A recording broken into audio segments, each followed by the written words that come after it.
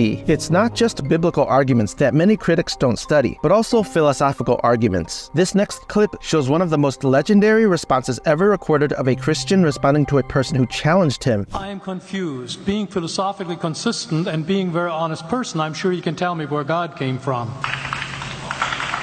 And in addition, once you've told me where God comes from, please try to clarify how you can figure that a spiritual force can have an impact on a material universe to create it. I think that some years ago we already talked about that kind of thing in philosophical circles at any rate, by posing the question, if angels are made of spiritual matter and a pen is made of material matter and spiritual matter displaces no space, how many angels can dance on the tip of a pen? Proverbs 18:17 says, "The one who states his case first seems right, until another comes and examines him." Your question, where did God come from, assumes that you're thinking of the wrong, obviously it displays that you're thinking of the wrong God, because the God of the Bible is not affected by time, space, or matter. If he's affected by time, space, or matter, he's not God. Time, space, and matter is what we call a continuum. All of them have to come into existence at the same instant, because if there were matter but no space, where would you put it? If there were matter and space but no time,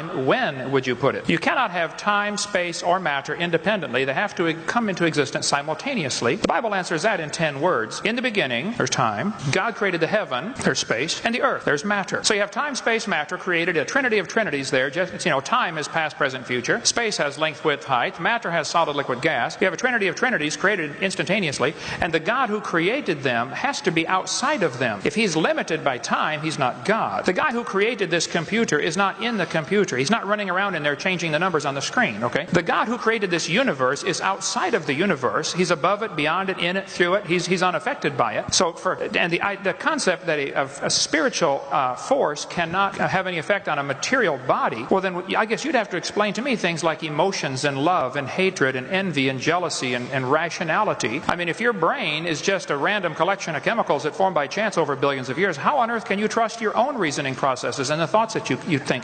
Okay? So, your question, where did God come from, is assuming a limited God, and that's your problem. The God that I worship is not limited by time, space, or matter. If I could fit the infinite God in my 3-pound brain, he would not be worth worshiping, that's for certain. So that's the God that I worship. Thank you.